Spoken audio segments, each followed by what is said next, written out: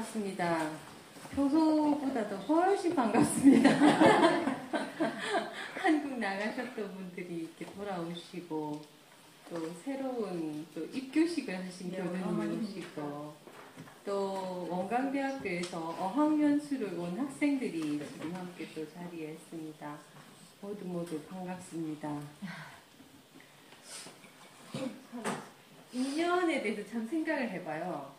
제가 원불교 교육자 광장에다가 에드몬튼 교도님이 다녀가셨다 했더니 저희 동창 교무님이 우리 교도님이 벌써 다녀가셨네요 이렇게 써놓은 거예요. 그래서 그 교도님 아닌데 그랬더니 다시 이렇게 오늘 오신 그 윤재민, 김은서 교도님과 연락이 돼가지고 그렇게 해서 밴쿠버 교단 기도법회 때 오셨어요. 월초 기도 때 그렇게 하셨는데, 이제 안타까운 것은 올해 여기 머무르시지 않으시고 또 다른 곳으로 가기로 예정이 되어 있어요. 그러니까 이제 한 달 정도 같이 지내시게 될 것 같은데, 있는 동안이라도 반갑게 행복하게 같이 법회에 잘 나오시고 또 나머지도 또 그렇게 지냈으면 좋겠습니다.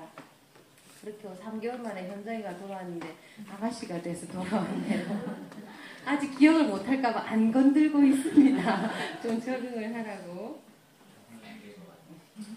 네, 그리고 오늘 이렇게 지금 주부를 안 만들고 이렇게 했잖아요. 이렇게 영상을 만든 것은 제가 비자를 따고 또 2005년도에 UBC에 머물고 하면서 돈 베이커 교수님께 신세를 많이 졌는데, 그 교수님께서 워크숍을 한다고 하셔가지고 이제 준비를 하게 됐습니다. 그래서 제대로 준비는 못하고 고민만 하다가 여러 교수님들의 조언으로 탄생을 했습니다. 결정적인 그걸 주셨어요. 힌트를 주셨어요. 우리 신성훈 교수님께서 역사학자시잖아요. 교문이 원불교만 하면은 전통사상 다 나오니까 다른 거 하지 말고 원불교에 대해서만 잘해도 교학적으로나 역사적으로 괜찮다고 하시는 거예요. 그래서 제가 생각을 해봤어요. 전통사상과 원불교, 주제는 그건데, 그래서 그 말씀을 듣고 원불교 초기 교단사를 쫙 봤어요. 그런데 또 오늘 또 입교하신 분도 있고 그렇게 오래 안 되신 분들도 계시니까 알고 믿는 원불교, 오늘 그 주제를 정했습니다. 그럼 참 신기하다는 생각을 저는 했어요. 제가 뭐 이렇게 툭 튀게 원불교 교사를 할 수는 없는 일인데, 이렇게 워크숍과 입교식과 그 모든 것이 있어서 우리 교도님들과 함께 원불교 초기 교단사를 보면서 원불교는 과연 어떠한 종교이고, 우리 밴쿠버 교당에서는 어떤 교화를 해야 하고, 앞으로 우리 원불교는 어떤 역할을 이 사회에, 세상에 하면서 살아가야 할 것인가, 그것을 한번 돌아보는 계기가 될 것 같아요. 그래서 말씀을 드리겠습니다. 그래서 이것은 풀페이퍼는 영어로 하고 발표는 한국말로 해도 된다 해가지고 제가 영어와 한국말을 막 섞어서 했으니까 이해해 주시기 바랍니다. 이게 있어요. 넘기는. 넘기면 안 되는데. 이거 그냥 끼면 돼요. 제가 좀 IT 경우 아닙니까? 그러면 기계가 안 받쳐져가지고 이게 안 되는 거예요. 그래서 복복을 입으면서 PDF 파일로 모두 변환을 시켜가지고 지금 아이패드에 전 담았어요. 그래가지고 지금 아이패드에 담고 안 보이잖아요, 제가 저쪽이. 그렇게 이게 될지 안 될지도 몰라가지고 해서 지금 이걸로 넘기면서 하도록 하겠습니다. 넘어갔나? 아니요. 제가 그냥 알려주세요. 그러면 손짓을 하겠습니다. 넘어갔습니다. 네. 그래서 처음에는 한국도 아니고 밴쿠버에서 한국 사상에 대해서 논의를 한다는 사실 저는 참 놀랍더라고요.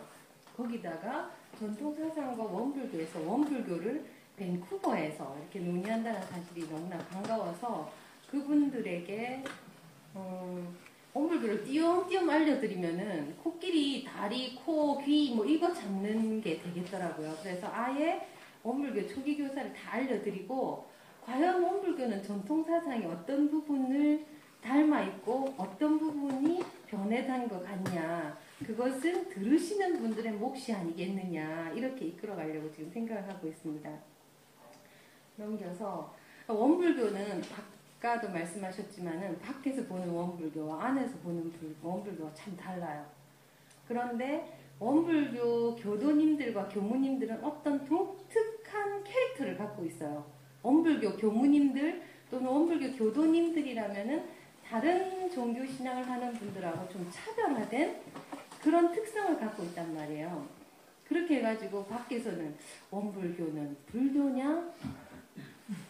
아니 또 뭐 너무 생활을 강조하고 그 생활 윤리를 강조하는 부분 유교인가?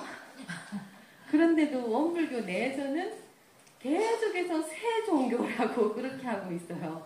그래서 원불교냐, 새 종교냐, 불교냐, 유교냐, 헷갈린단 말이에요. 그런데 넘겨주세요.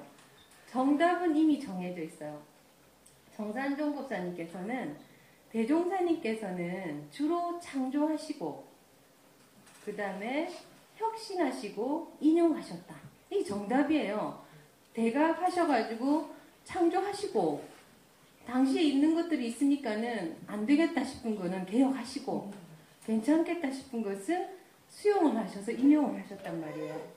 그렇게 해서 정산종사님께서 대종사님은 원불교법을 어떻게 만드셨는지 정답을 주셨고 다음 대종사님께서도 말씀하셨어요. 나는 앞으로 그 회상을 열 때는 불법으로 주체를 삼겠다. 그렇게 하고 불법은 그대로 있겠지만은 그 제도를 개혁하겠다. 그렇게 말씀하셨고 그렇게 해서 우리는 제도를 개혁하는데 그 중심에는 뭐가 있느냐면은 법신불 일원상을 신앙과 수행의 표본으로 모시고 사막팔조와 사언사유로서 신앙과 수행의 강령을 삼아서 그렇게 원만하고 광대한 종교의 신자가 되도록 하겠다. 그렇게 해서 불법은 주체로 하되 삼교를 통합 활용하겠다. 이렇게 원불교를 만드시면서 어떻게 하시겠는지 그 방향에 대해서 정확한 지침을 주셨어요. 그렇게 했는데 그럼 언제부터 어떻게 창조하시고 혁신하시고 인용을 하셨는가. 그래서 원불교 초기 교단사를 보면서 그 교단사가 이루어지는 그 과정을 보시면서 어떻게 창조와 혁신과 인용이 이루어졌는가를 보시면 되겠습니다. 지금부터는 한글입니다. 너무 벅차가지고 영어로 못하겠어서 한글로 했습니다. 대종사님은 1891년에 태어나셨죠. 그렇게 해가지고 7세부터 하늘에 구름을 이는 것 의심을 시작해서 그 9세는 이제 인생의 문제가 확대가 되고 10세부터는 한문서당에 다녔으나 공부에는 뜻이 없고 오직 인생과 우주에 대한 의문이 깊어지셔서 11세부터는 5년간 산상기도를 하고 15세 때 양하원님과 결혼을 하시고 16세부터는 다시 도사를 찾아 나서서 인생의 모든 의문을 해결하려고 하시죠. 그런데 그것도 안 되니까 20세부터는 마당바위에서 초당에서 혼자서 수행을 하시는 거예요. 그러다가 22세 되시던 해부터는 바깥으로 구하던 모든 것을 접으시고 이제는 오직 장차 이 일을 어찌할꼬 모르겠는데 도저히 모르겠는데 이거 어떻게 알아야 하나 그리고 너무 궁금한 거예요. 그렇게 하는 일념으로 이제 가시는 거예요. 그러다가 저절로 주문이 떠오르기도 하시면 주문도 외우시고 또 고창 연화궁 초당에서 또 정신을 수습하시기도 하시고 하시다가 25세부터는 완전히 장차 일을 어찌할꼬 하는 한 생각도 잊어버리시고 놓아버리시고 완전히 몰아지경에 들으시는 거예요.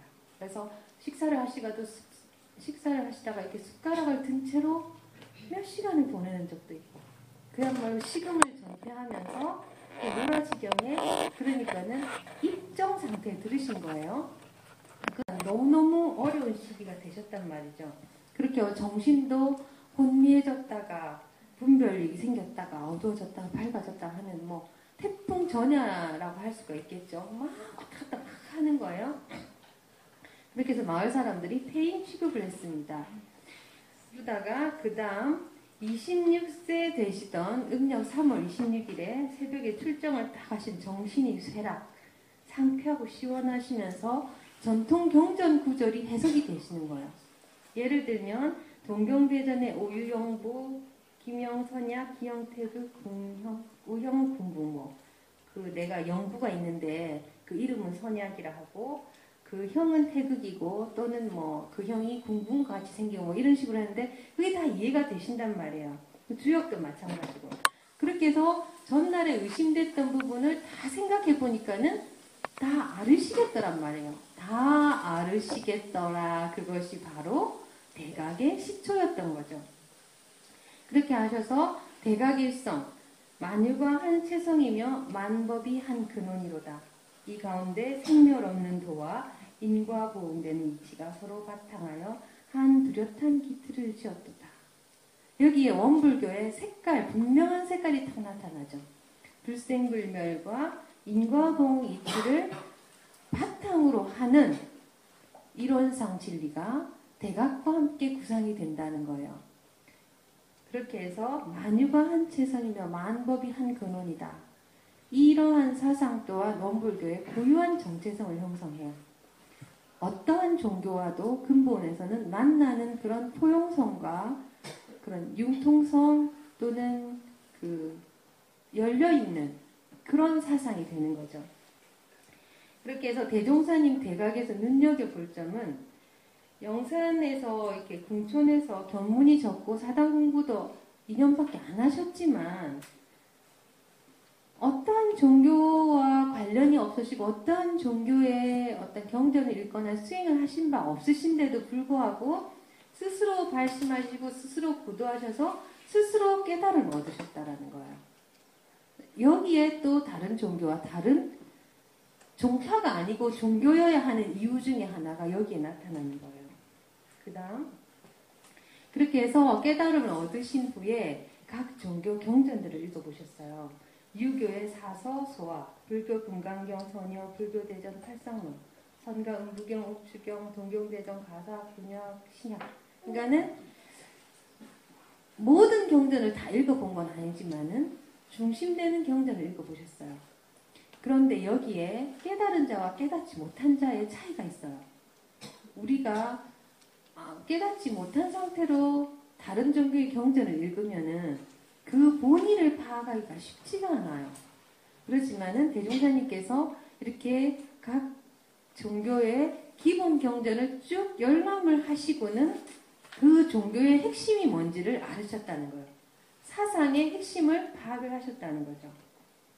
그 다음에 그렇게 하신 후 다음 열람 후에 교법의 연원을 대시기를 나야안바 성현들이 먼저 알으셨다.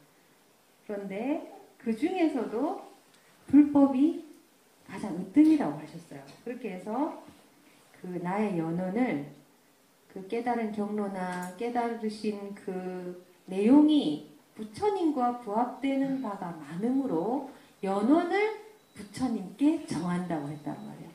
이 부분에서 이제 원불교와 불교가 계속해서 헷갈리는 부분이 발생을 하게 되었지만은 이것은 종교적 성자에게는 굉장히 뛰어난 점이에요. 내가 다 안다. 내가 깨쳤다. 난 새로운 것을 깨쳤다. 이렇게 하기가 쉽잖아요. 하지만 대도를 깨치신 분이시기 때문에 그 깨달음이 같은 분에 대해서는 그 깨달음에 대해서 존중하고 존경하고 거기에 매글되어서 진리라는 게 오늘 갑자기 생긴 게 아니잖아요. 그러니까 불불개세가 되는 거예요. 옛날에 부처님, 또 부처님. 그러니까 옛날부터 있어왔던 진리를 그 시대에는 부처님께서 깨달으시고 이 시대에는 대종사님께서 깨달으셨는데 그 진리가 다르지 아니하니 연원을 부처님께 대해서 불법을 계승하는 거예요. 자, 그 다음 그렇게 해서 이제 대종사님께서 이제 그 본격적인 교법을 초안하시고 교단을 창립하는 과정을 밟으세요. 그래서 처음에 이제 경전도 보시고 시국을 쭉 살펴보시니까 도덕 부활의 시급함이 느껴진다. 그래서 물질이 개벽되니 정신을 개벽하자. 근데 생각해 보세요. 지금 시대에도 장난 아니게 물질이 개벽됐잖아요. 물질이 개벽돼서 정신 개벽의 어떤 필요성이 굉장히 절실한데 지금 생각해 볼 때 1916년 그때가 물질이 개벽돼서 정신을 개벽해야 할 만큼 막 그런 시급한 상황이라는 생각은 별로 안 들잖아요. 우리가 생각할 때는. 그런데 대종사님께서는 그 시대의 기미를 보신 거예요. 앞으로 세상이 어떻게 발전할 것인지를. 그렇게 하고 인심이 어떻게 흐를지를 딱 보시고 못을 딱 박으셨단 말이죠. 물질이 개벽되니 물질에 흔들리지 말고 정신을 개벽해서 물질을 선용해서 길이길이 행복하게 살아야 된다. 이렇게 딱 개교표를 주셨단 말이죠. 그렇게 하고 최초 법어를 발표하시는데 이게 수신요법, 제가요법, 강자약자, 진화성요법, 지도인으로서 준비할 요법 이런 부분들을 보면은 유교의 수기침의 이념하고 굉장히 맞닿아 있어요. 수신제가 치국평천하 그렇게 이제 그러니까 불교와 유교를 배제하지 않으시고 유교의 또 핵심 이념은 또 가지고 오신다 이 말씀이죠. 그렇게 한 다음에 이제 제자를 만나시는데 또 제자는 어디서 만나시냐면은 증산교파가 올리는 치성을 대종사님께 또 올리세요. 7일 동안 치성을 들으신 후에 보통 사람으로서는 상상할 수 없는 태도와 말씀으로 따르는 사람이 갑자기 생겨버린 거야. 그렇게 해서 40여인이 생겼는데 대종사님께서 그 중에 신신궂은 8인의 제자를 선정을 하셨어요. 그렇게 해서 여기에 나중에 정산종사님을 만나셔서 중앙이 되시고 그렇게 해서 원불교 교단의 첫 구인 제자가 성립이 되는 거예요. 그렇게 하고 대종사님께서는 시스템 교화를 하려고 하셨어요. 그렇게 해서 그 구인으로 해서 조단, 단을 만드시는 거예요. 그래서 요즘에도 보면 기독교 같은 데 보면 제자 훈련 막 그런 거 보면은 이 우리 조단법하고 되게 비슷해요. 제 친구가 전도사인데 전도사인 제 친구는 그 자기네 제자 훈련 한 명이 10명씩 이렇게 제자를 만들어서 세운다라고 얘기를 하더라고요. 제자에게 그 예수님을 세우고 하느님을 세운다, 일으킨다 뭐 이런 표현을 쓰던데 그렇게 해서 한 사람이 10사람을 또 한 사람이 10사람 이렇게가 제자 훈련을 해나가는데 그 시조가 바울이라는 거예요. 바울은 지중해 그러니까는 이슬람이 어떤 유대인의 종교였다면 그 지중해에 있는 그 이방인들을 선교를 한 최초의 인물이잖아요. 그 이방인이라 하면 유대인이 아닌 다른 사람들에게 그 교화를 전도를 했다는 얘기인데 그 당시에는 이제 통신이 발달하지 않았기 때문에 바울이 걸어 다니면서 전도를 했어요. 가서 10사람 제자를 양성하는 거예요. 그렇게 떠나요. 거기 가서 또 10사람 제자를. 10사람이 안 되면 이제 한두 명도 했겠죠. 그렇게 해놓으면은 바울이 떠난 사이에 그 사람이 본인이 또 한 명이 10사람씩 만드는 거예요. 그렇게 하니까 바울이 떠나시고 이 사람들 관리해야 하잖아요. 뭘 했겠어요? 편지를 쓰셨어요. 편지를. 공부 잘하고 있냐? 뭐 이렇게 궁금한 거 물어봤을 거 아니에요. 해서 나온 게 신약 성서가 바울의 서한이 기초가 됐다고 저는 그렇게 들었어요. 그렇게 했는데 대종사님께서는 그런 거 전혀 상관없이도 시스템적으로 조단, 단을 형성하고 단원들이 또 다음 사람을 연원하고 해서 9명, 9명, 9명 이런 식으로 해서 교화를 하려고 그 원기 2년 그러니까 깨달음을 얻으시고 바로 그 다음에 단부터 그러니까 조직 정비부터 이렇게 하셨어요. 그 원기 2년 깨달음을 얻으신 그 다음 해에 그죠? 바로 조단을 하고 예 보는 법을 만드셨습니다. 그러니까 이 근대 종교 그러니까는 최근에 아주 그 오래되지 않은 종교가 발생하는 특성인 것 같아요. 빨리빨리 모든 것을 할 수가 있는 거예요. 그 다음 그렇게 하고 이제 경제적 기초를 마련하기 위해서 저축조합 운동을 해요. 그렇게 해서 금주, 금연, 의복, 음식, 절약, 명절, 휴일, 특별 노동 그리고 심의, 밥할 때마다 쌀을 한 숟가락씩 덜죠. 이런 모든 것들을 저축을 해가지고 저축조합 운동을 해요. 그 모아진 기금으로 정관평 방언공사를 하죠. 그렇게 하는 부분들이 원불교는 어떤 처음 생길 때부터 기부나 이런 바깥에서 오는 어떤 지원금에 의존을 하지 않고 자체적인 경제력을 확보하려고 했다라는 그런 종교예요.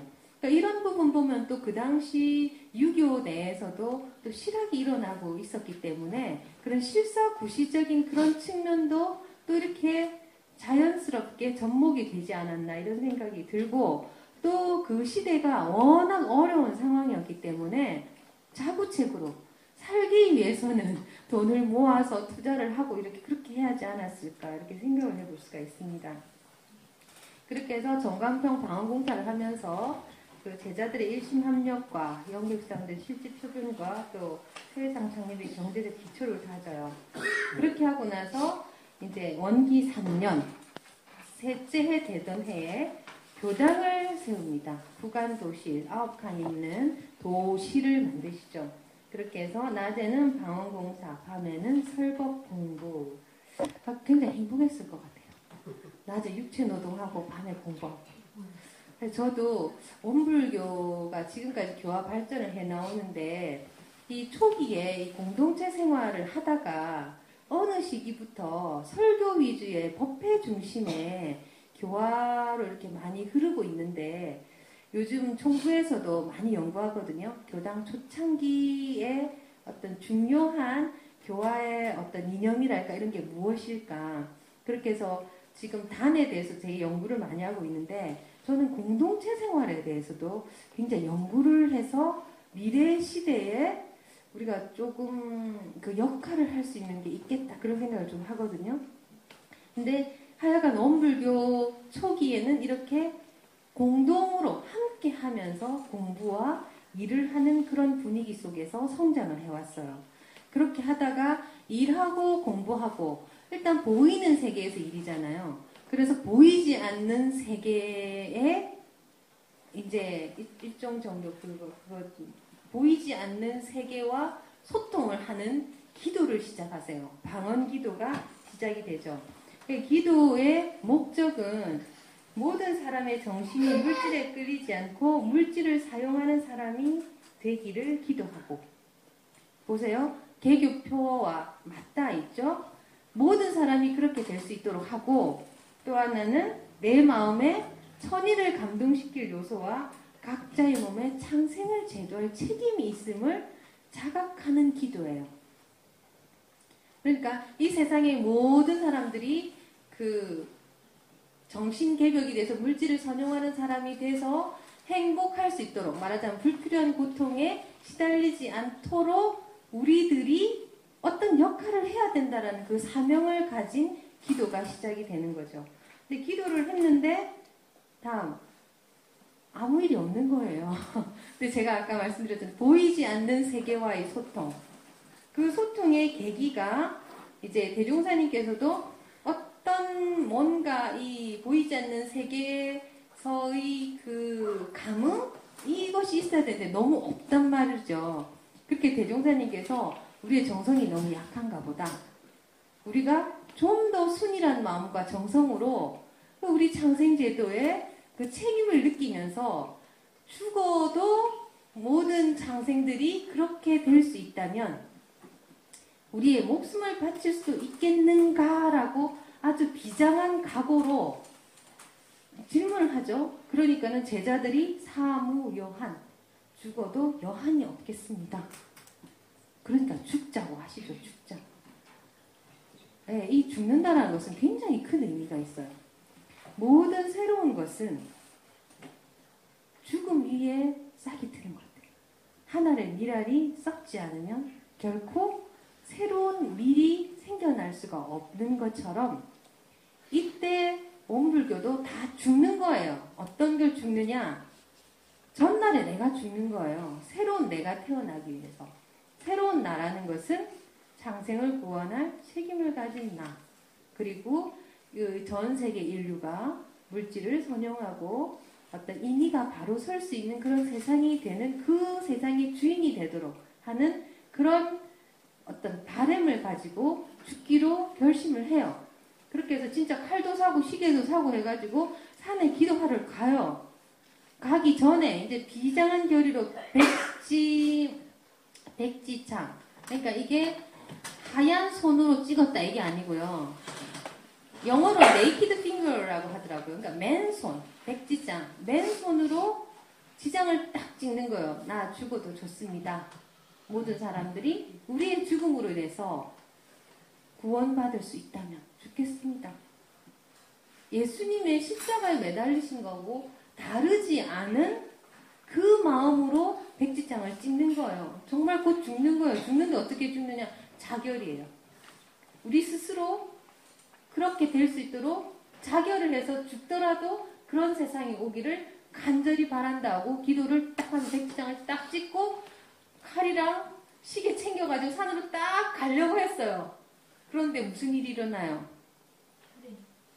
기적이 일어나는 거죠. 그 백지장이 핏빛으로 물이 드는 거예요. 그러니까는 보이지 않는 세계에서 보이는 세계에 감응된 흔적이 나타난 거죠.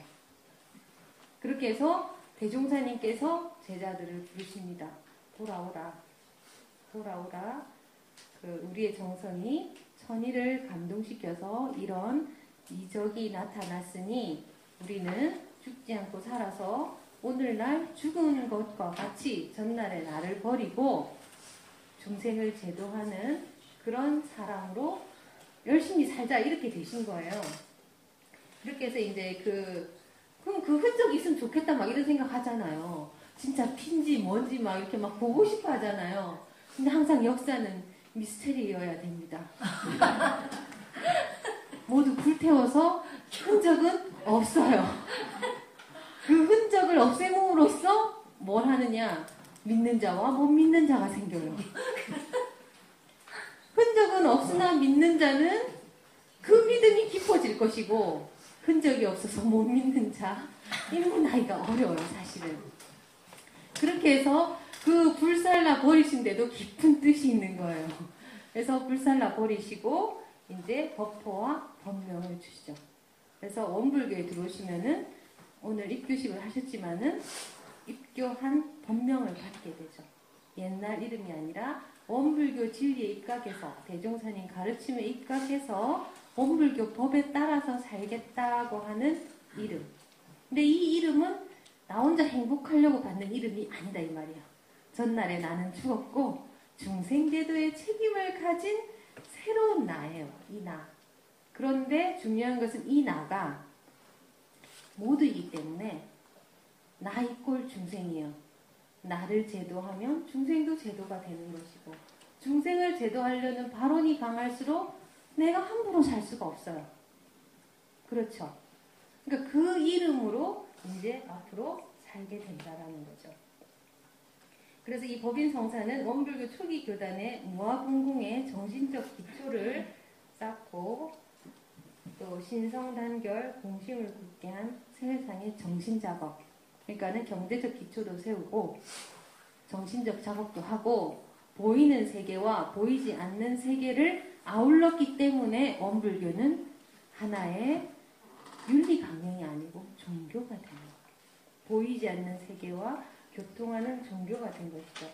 그렇게 하시고 그 다음에 불법에 대해서 선언을 확실하게 하십니다. 원기 4년부터 그렇게 해서 저축조합 명칭을 불법연구회 기성조합 이렇게 해서 불법을 그 정식 명칭에 전격적으로 드러내시는 거죠. 불법은 시간이 없어서 제가 다 못하겠어요. 그러니까는 미래의 불법은 약간 옛날 제도나 어떤 국한된 그런 갇힌 불교, 박제화된 불교가 아니라 그 불법이 일상생활 속에서 생생하게 살아 숨쉬어서 생활과 공부가 둘이되지 않고 어느 공부 하나에만 집착하는 게 아니라 통합 활용해서 광대하고 원만한 그런 종교를 대종사님께서는 지향하셨다는 거죠. 그 다음 그렇게 일을 많이 하시고 이제는 모든 게 바깥으로 이제 일을 많이 하셨잖아요. 이제 안으로 들어가세요. 이렇게 해서 복례산에 입산을 하시고 이제 최초로 원기 4년에 김제금산사에서 최초로 이런 상이라는 것을 그려 보이시는 거예요. 그러니까 말씀으로 한두렷한 기틀 이렇게 말씀하셨지만은 오늘날의 원상과 같은 이 일원상이라는 것이 이제 원불교 신앙 수행의 표본으로서 이렇게 드러나게 된 것은 원기 4년 깨달음 얻으시고 4년 정도 되셨을 때 김제금산사 그쪽 벽에 별채 문미에 이렇게 한번 그려 보이신 것이 최초였다라는 거죠. 그렇게 하고 이제 원기 5년부터는 복례산에 들어가셔서 법회를 보세요. 이렇게 해서 그 신자들이 많이 오고 그렇게 해서 그쪽에서 이제 낮에는 일을 하고 밤에는 공부를 하셨는데 그 오시는 신자들 접견하실 때 설법의 주제는 대체적으로 관심 입정, 그러니까 마음을 보고 정에 드는 것과 견성성불, 그러니까 불법을 주체로 하시고 불교 수행과 그 수행의 필요성, 견성성불 이런 부분에 대해서 설법을 주로 하셨던 거죠. 그렇게 하고 원기 5년에 이제 교강, 교리의 그 원불교의 강령, 핵심이 되는 교강을 발표하시는데 인생의 요도, 사은사요와 공부의 요도, 삼학팔조 이런 교리는 사실 다른 데는 없어요. 제가 봐도 이 보면은 원불교를 그래서 그 알기가 어려워요. 불교인지 유교인지 막 헷갈리는 게 그러니까 저는 뭐라고 결론 짓고 싶냐면 원불교는 원불교다라고 결론 짓고 싶어요. 김태희의 눈과 엄정화의 입과 뭐 장동건의 코를 붙였다고 하면 걔가 누구예요? 장동건이에요? 김태희예요? 엄정화예요? 걔가 가진 이름이잖아요. 걔가 가진 이름. 그렇기 때문에 어떤 요소는 있을지 몰라도 원불교는 원불교다. 근데 그 원불교 이 사람들의 사고방식과 생활방식을 규정짓는 그 정신적인 핵심의 인생의 요도, 사은사요와 공부요도, 삼학팔조가 있다는 거죠. 그러니까 이 인생의 요도, 사은사요는 이제 잘 아시니까 천지, 부모, 동포, 법률의 사은과 남녀 권리 동일, 지우차별, 무자녀자, 타녀자 교육, 공도, 헌신자, 이부사지 이런 부분들은 뭐냐면은 그 시대에 절실했던 부분들을 고치는 제도예요. 그때 남녀 차별도 많았고 반상적서 차별도 많았고 막 이렇게 하니까 또 식민지 그 열강들의 제국주의가 식민지 막 이런 것들이 있으니까 이런 부분들을 그러니까 치료하는 요법으로서 사요를 내신 거예요.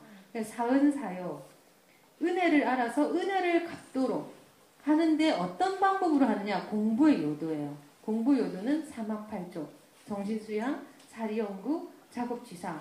근데 이 정신수양, 사리연구, 작업취사를 해 나가는데 하고 싶을 때도 있고 하기 싫을 때도 있고 게으름이 날 때도 있고 막 하잖아요. 그러니까 이것을 돕는 그 진행사조가 있어요. 신분의성, 믿고 분발심을 일으키고 의문을 일으키고 정성을 다해서 사막을 진행해 나가고 하지 말아야 할 것, 불신, 탐욕, 나우 이 네 가지를 떨쳐버리면서 공부의 요도 사막 8조를 이게 쭉 진행을 해서 결국은 뭘 하자는 거냐면은 인생의 요도 사원사역 은혜를 갚고 이 세상이 좀 더 나아질 수 있도록 이 사회에 기여를 하는 인간이 되자라는 게 원불교 지침이에요. 그러니까는 불교는 보면은 원래 부처님 생각은 그렇지 않아요. 원래 부처님 생각은 그렇지 않지만 산중으로 들어가서 본인의 견성성불에 약간 치중하는 경향이 있잖아요.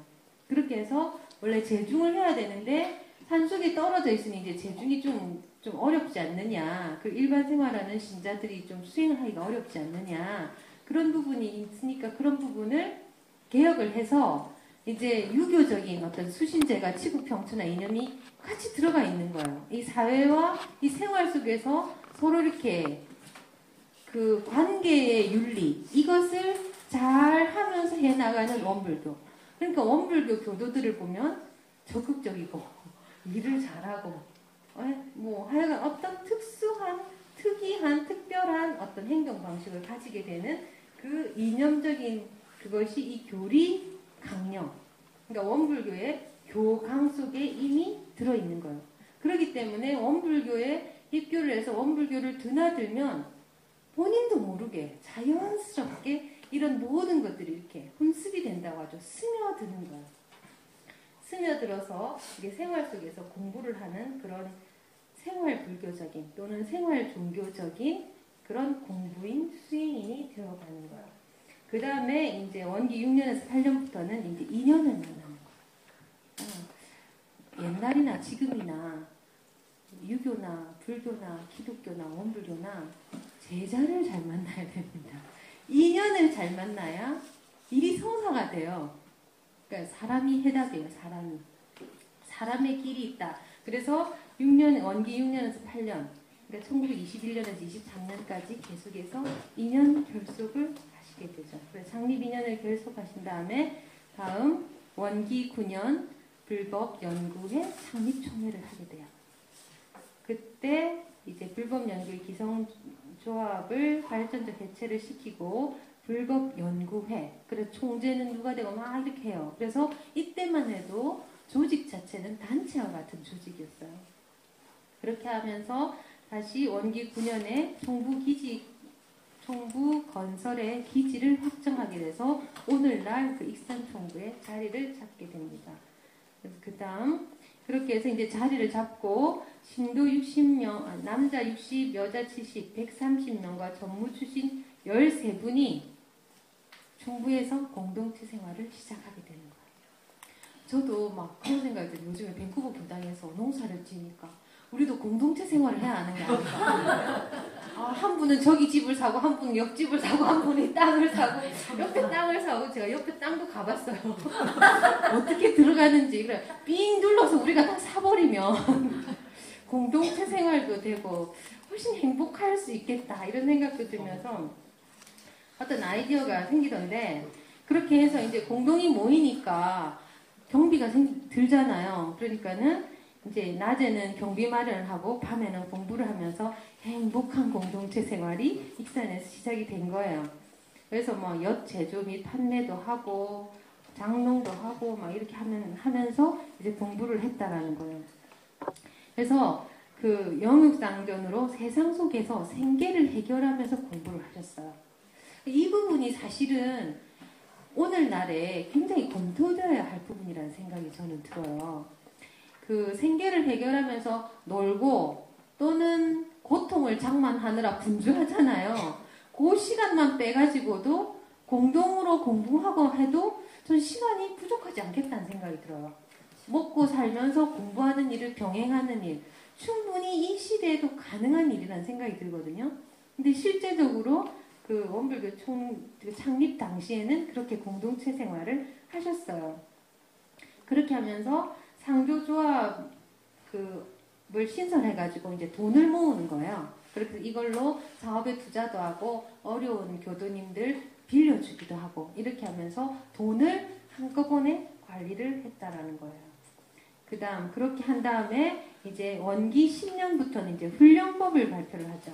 그래서 정기훈련법과 상시훈련법 이것을 발표를 하셔가지고 이 정기훈련을 하잖아요. 뭐 동화 3개월씩 이렇게 해서 동선하선 이렇게 나고 했었는데 이것이 출가 제가 구분이 없었어요.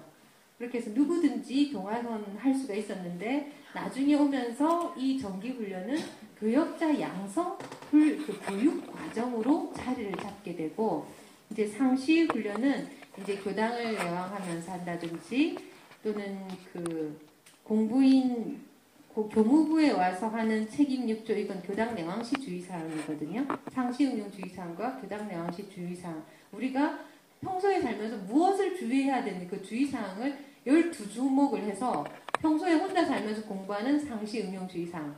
혼자서 공부가 안 되니까 문답 감정을 하면서 물 셀 틈 없는 공부라고 하셨어요. 물 셀 틈 없이 정기훈련과 상시훈련으로 이제 공부를 찌는 거예요. 그래서 정기적으로 언제 한 번씩 들어가서 공부에 깊이를 더하고 그 공부에 그 배운 것을 상시에 나와서 일상생활하면서 공부를 하고 시스템적으로는 굉장히 완벽해요. 시스템적으로는. 근데 우리가 지금 좀 세게 못하는 게 있죠. 원불교는 너무 편안하게 종교생활을 하도록 가만히 놔두고 있잖아요. 그런데 우리 법적으로는 꽉 잡아서 물 셀 틈 없이 관리하도록 돼 있어요. 대종사님께서는 그 카리스마, 그 포스가 사람들을 꽉 잡아서 모든 사람이 따라오게 할 수 있었는데 우리는 좀 그 부분이 약하지 않나 이런 생각이 들면서 이제 반성이 됩니다. 공부만 하면 뭐 하냐? 원불교에서 이제 학력 고시법과 학위 등급법을 발표해서 법위 등급을 주시죠. 그래서 지금도 매 3년마다 법위 사정을 해서 그 공부한 성적을 다 매겨요. 그렇게 해서 이제 그 등급을 주죠. 공부 등급, 사업 등급 합쳐가지고 또 어포도 드리고 법위 승급도 하시고 그렇게 됩니다. 그렇게 하시면서 그 당시에 지금까지 어떻게 보면은 불교적인 부분에 이제 개혁을 많이 하셨다면 지금부터는 유교적인 개혁을 막 단행하시는 거예요. 유교가 의식이 많잖아요. 의식이. 그렇게 하는데 이제 신정의례와 사기념예법을 발표하신 거예요. 원기 11년에. 그렇게 해가지고 번거하고 경제 방면에 허비를 내서 사회 발전에 저해가 되는 어떤 모든 의식들을 간소화하는 거예요. 예를 들어서 출생, 성년, 결혼 또는 그 상장, 돌아가셨을 때 뭐 많잖아요. 그 모든 것들을 본인은 살리면서 의식 절차는 간소화하고 거기 드는 비용 같은 것들을 줄여서 본인 경제에도 도움을 주면서 모아진 재정으로 뭘 하느냐? 공도사업, 공익을 위해 쓸 수 있도록 예법 자체를 바꿔버려요. 그러니까 식순이며 형식이며 그런 절차를 간소화해서 다 하고 그 정신은 그대로 이으면서도 공익사업이 발전할 수 있도록 예법을 바꿔버리는 거예요. 그렇게 하고 이제 그 신정의례 그 지금 말씀드린 거는 거의 가래에 해당하잖아요. 출생과 성년, 결혼, 상장 여기 이제 기념 예법을 발표하셔서 생일, 명절, 공동 손조 기념, 뭐 환갑 뭐 이런 것들을 다 공동으로 하도록 하는 거예요. 그렇게 해서 공동 생일, 그 공동 명절, 공동 제사, 그다음에 그 환갑식 같은 것도 이제 같이 하죠. 저희 원불교는 그렇게 해서 명절 기념은 명절 대제로 내려왔어요. 명절 대제, 환세는 환갑이 아니라 신정절이에요. 제가 착각해서 갑자기 그 해가 바뀔 때 하는 거 신정절로 내려왔고 공동 명절은 명절 대제가 돼서 그때 합동 향례를 올리죠. 그 다음에 공동 제사는 6일 대제로 내려와 있어요. 그렇게 해서 원불교를 믿는 분들은 댁에서 따로 제사를 안 하셔도 근데 제가 자세히 보니까 바로 선조는 제사를 하더라도 그 윗선조는 공동 제사로 하도록 다 이렇게 하셨더라고요. 근데 요즘에는 바로 윗선조도 바로 원불교 6일 대제로 합치는 분들이 많으세요. 그렇게 해서 6일 대제 때 대종사님 제삿날 대종사님을 비롯한 일체 선성과 일체 생명과 모든 부모와 우리의 모든 선조들을 향해서 6일 대제날 제사를 지내는 거예요. 그러니까 우리 교도님들은 이제 이민와 계시고 그러시니까 제사를 지내시기가 좀 애매한 부분들도 있고 하잖아요. 근데 이렇게 6일 대제 같은 것들은 제가 볼 때 생활적으로 어려운 부분도 대종사님께서는 이민 가시는 분들 편하시다고 법도 이미 다 짜놓으셨어요. 언제 어디를 가든지 그렇게 공동으로 제사를 지낼 수 있는 그런 제도적 방식을 딱 해놓으셨어요. 그렇게 해서 불교와 유교와 하여간 이념적으로나 생활적으로나 제도적으로 혁신과 개선이죠. 새롭게 하면서 좀 더 나을 수 있는 방향을 찾아서 그렇게 하셨고 또 그 모아진 그 절약된 금액으로 공익사업을 하게 하셔서 개인뿐 아니라 사회국가가 함께 발전할 수 있는 그런 시스템적인 예법을 제시를 해주셨습니다. 그렇게 하고 그 다음 원기 12년부터는 교서가 발간되기 시작해요. 불법 연구의 규약, 수약 연구요론, 상조조합 규약 뭐 이렇게 해서 그 다음 불법 연구의 통치 조단 규약, 부경대 요령, 불법 연구의 해규, 조선불교 혁신론 예전 이런 것들이 다 나오죠. 그렇게 하다가 다음 제일 중요한 것은 좀 시간이 없어서 바로 넘어가겠습니다. 제일 중요한 것은 대각전에 이런 상을 봉안한 게 언제냐면은 원기 20년이에요. 그러니까는 원불교 하면은 가장 먼저 생각한다라는 이 동그라미 이론상이 원불교 신앙 수행의 대상으로서, 신앙의 대상이자 수행의 표본으로서 원불교의 가장 핵심적인 상징으로 나타나서 공식적으로 불단에 조성된 것이 원기 20년이에요. 그러니까는 그 대각을 하시고 어떻게 바로 하실 수 있잖아요. 원기 4년 이론상을 그려주셨다고 했잖아요. 그런데 이 정신적인 부분 있잖아요. 종교적인 거, 신앙적인 부분은 이 어떤 상징을 선택하느냐가 그 종교에서는 굉장히 중요한 일이잖아요. 그래서 대종사님께서 연마하고 계속 이렇게 다 보셔가지고 최초로 딱 불단에 봉안이 된 것은 원기 20년. 베이커 교수님이 원불교에 관한 논문을 쓰셨어요. 책에도 원불교를 쓰셨거든요. 그런데 돈 베이커 교수님이 그러셨어요. 원불교에 불상을 보러 갔다가는 당황하게 될 것이다. 원불교에는 불교 그 법당에서 볼 수 있는 다양한 부처님의 이미지가 하나도 없다.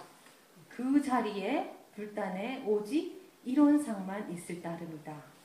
그렇게 해놓고 또 책을 쓰셨는데 원불교에 관해 쓰셨대요. 근데 제 켈로나에 있는 우리 친구 교수가 책을 읽어봤더니 베이커 교수님께서 밴쿠버 교당 다녀가신 감상 쓰셨대요. 내가 직접 가보니 원불교는 해외 교화를 함에 있어서 너무나 한국 사람 중심으로 하고 있더라. 한국 사람 중심, 자기 원불교인들만의 것으로 좀 교화를 하고 있더라. 그러니까 외국인과 이 현지에 사는 사람들과 소통하면서 좀 적극적인 교화를 하면 좋겠더라. 그런 거를 책에다가 써놓으셨답니다. 그래서 하여간 이론상이 조성되기 시작한 것은 20년. 그렇게 하고 그 이후에 이제 신불 이론상 봉안법을 제정해서 딱 선포하시고 저희 교당과 가정에 원불교를 믿는 분들은 다 이론상을 이렇게 봉안하고 신앙의 대상과 수행의 표본으로서 역할을 해주고 계십니다. 이론상 부처님께서 이렇게 하고 이제 여러 가지 얼마나 하고 싶으신 게 많으셨겠어요. 대종사님께서. 그런데 일제 시대라 시대가 안 받쳐주는 거예요. 그래가지고 뭐 여러 가지 좀 이 세상 발전을 위해서 도움이 되는 일들을 계획을 했지만 다 거절이 되고 또 감시도 많이 하고 또 간섭도 많이 하고 그렇게 하셔서 대종사님께서 이제 떠나실 준비를 하십니다. 그래서 원기 26년에 개송을 전수하시죠. 그러니까 불교 큰 스님들의 개송은 주로 직제자에게만 살짝 알려줍니다. 근데 대종사님께서는 공전, 모든 사람들에게 두루 널리 개송을 전하시죠. 그래서 유는 무로, 무는 유로, 돌고 돌아 지극하면 유와 무가 구공이나 구공 역시 부족이라. 그리고 동정감 분리선법 이것을 전수를 하시고 처처불사 가사불공 무시선 무처선 등의 표어를 돌아가시기 전에 원기 27년에 발표를 하십니다. 그렇게 하고 원기 28년부터 원불교 교전의 그 시초가 된 불교 정전을 편찬하시기 위해서 그간의 교서들을 다 이렇게 통일 수정하시고 편찬을 제쳐가시면 감수를 하시죠. 그렇게 해서 종교 경전 중에 본인이 직접 종교 경전 쓰신 분이 거의 없으세요. 제가 알기로 거의 없으세요. 그렇게 해서 대체적으로 종교 경전은 이제 그 성인이 돌아가신 후에 제자들이 말씀하신 것을 기억에 의하든지 뭐 이렇게 하든지 해가지고 그것을 써서 경전이 되는데 원불교는 후발 종교이기 때문에 그 대종사님께서 직접 교서 감수하셔가지고 당대에 소환을 딱 해놓으시고 돌아가셨죠. 그렇게 하니까 오해될 소지가 별로 없고 나중에 불교도 보면 나중에 부파불교 뭐 법 해석에 있어서 막 여러 가지 이론이 있었잖아요. 근데 원불교는 일단 그런 부분에 대해서 굉장히 안전하게 대종사님께서 딱 친히 감수를 하시고 첫 교서를 거의 출판이 되기 직전까지 마감을 하시고 원기 28년 1943년 6월 1일 날 돌아가십니다. 자, 이렇게 돌아가셔서 결론적으로 보면은 불법을 주체로 하고 주로 창조하고 혁신하고 인용 시대와 지역과 인심에 국한됨이 없이 광대하고 원만한 종교의 신자가 되기를 염원하시면서 경륜을 펼치셨습니다. 그래서 오늘 주제 알고 믿는 원불교인데요. 좀 이해가 좀 가십니까? 특히 좀 가슴에 와닿는 부분 있으세요? 저는 법명이 가슴에 와닿네요. 법명이.